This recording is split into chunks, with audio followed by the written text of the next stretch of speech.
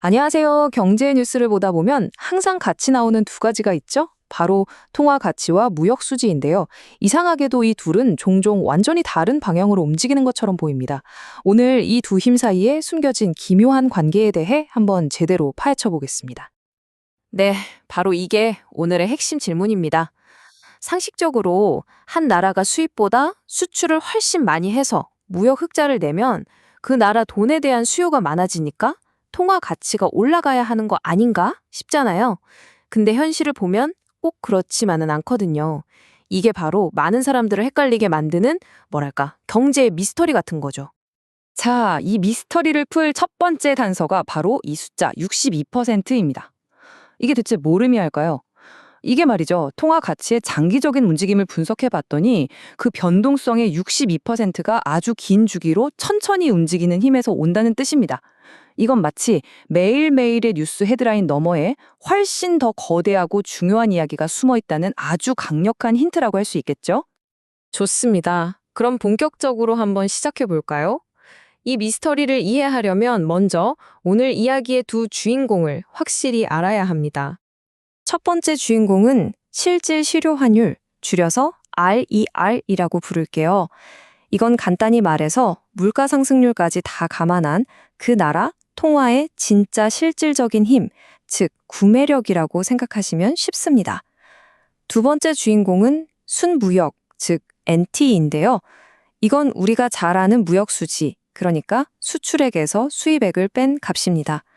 이 두 변수가 서로 어떻게 얽혀 있는지를 푸는 게 우리 미스터리의 핵심입니다. 자, 이제 첫 번째 용의자를 수사선상에 올려보겠습니다. 바로 경제학에서 오랫동안 이야기해온 금융충격 중심의 이론입니다. 그럼 금융충격이 뭘까요? 예를 들어서 전 세계 투자자들이 갑자기 미국 국채가 최고야 하면서 너도 나도 사려고 몰려든다고 한번 상상해 보세요.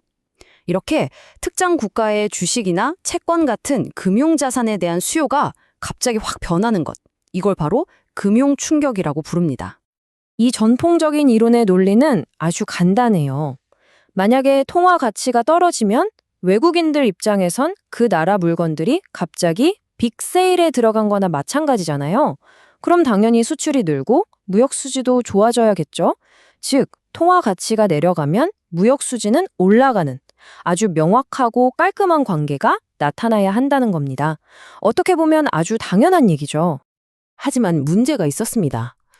연구자들이 기존 경제 모델을 돌려보니까 이 인용문에서 말하는 것처럼 이론상으로는 환율과 무역 수지가 거의 완벽하게 맞아떨어져야 했어요.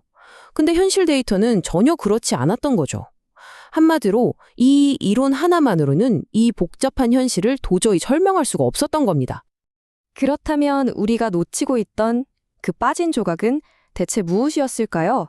여기서 두 번째 용의자인 무역 충격이 등장합니다. 어쩌면 여기에 진짜 해답이 숨어 있을지도 모릅니다. 무역 충격은 말 그대로 무역을 하는데 들어가는 비용 자체가 바뀌는 걸 의미합니다. 갑자기 어떤 나라가 높은 관세를 매긴다거나 국제 유가가 폭등해서 배로 물 건너는 운송비가 엄청나게 비싸진다거나 혹은 반대로 새로운 무역 협정이 체결돼서 비용이 확 줄어드는 것들. 이게 전부 무역 충격에 해당됩니다. 금융 충격보다 훨씬 더 현실에 와닿는 개념이죠? 자, 여기가 정말로 흥미로운 지점입니다. 이 무역 충격 이론은요, 아까와는 완전히 정반대의 이야기를 하거든요. 예를 들어서 갑자기 높은 관세 장벽이 생겨서 수출길이 막혔다고 생각해 보세요.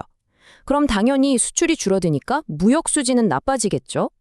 동시에 팔리지 못한 물건들이 국내에 쌓이면서 그 가치가 떨어지고 이게 결국 그 나라 통화 가치의 하락으로 이어진다고 보는 겁니다. 즉, 통화 가치와 무역 수지가 같이 나빠지는 관계를 예측하는 거죠. 이 슬라이드를 보시면 두 이론의 차이가 한눈에 들어오죠. 한쪽은 통화가 약해지면 무역 수지가 좋아진다고 하고 다른 한쪽은 오히려 나빠진다고 합니다. 완전히 정반대의 예측을 하고 있는 거예요. 바로 이렇게 서로 다른 방향으로 작용하는 두 힘이 동시에 존재하기 때문에 우리가 밖에서 볼 때 통화 가치와 무역 수지의 관계가 그토록 복잡하고 혼란스러워 보였던 겁니다. 자, 이제 이 복잡한 퍼즐이 어떻게 풀리는지 한번 보시죠. 해답을 찾기 위해서 아주 기가 막힌 비유를 하나 가져왔습니다. 바로 날씨와 기후입니다. 네, 그래서 결정적인 해답은 둘 중 하나가 맞고 틀리고의 문제가 아니었습니다. 핵심은 바로 언제 작용하느냐, 즉 시간에 있었던 거죠. 변덕스럽고 빠르게 움직이는 금융 충격은 매일매일의 환율 변동, 즉 날씨에 영향을 줍니다. 반면에 느리고 묵직하게 하지만 꾸준히 작용하는 무역 충격은 한 경제의 장기적인 추세, 즉 기후를 결정하는 거죠. 그리고 데이터가 이 비유가 정말이라는 걸 그대로 보여줍니다. 단기, 그러니까 1분기 정도의 짧은 기간만 딱 잘라서 보면요. 통화 가치 변동성의 54%가 금융 충격에서 옵니다. 시장의 단기적인 불안감이나 투자 심리가 환율을 마구 흔드는 거죠. 이게 바로 우리가 매일 경험하는 변덕스러운 날씨인 겁니다. 하지만 시야를 32분기, 즉 8년이라는 긴 시간으로 확 넓혀보면요. 와, 상황이 완전히 뒤바뀝니다. 이번에는 무역 충격이 무려 68%를 차지하면서 압도적인 영향력을 보여줍니다. 반대로 금융 충격의 영향력은 23%로 크게 줄어들죠. 이것이 바로 그 경제의 기후입니다. 장기적으로 보면 결국 관세 정책이나 무역 협정 같은 거대한 흐름이 그 나라 경제의 방향을 결정한다는 거죠. 그리고 여기 이 새로운 모델이 얼마나 대단한지 보여주는 결정적인 증거가 있습니다. 보세요. 실제 데이터에서 환율과 무역 수지의 상관관계는 0.30입니다.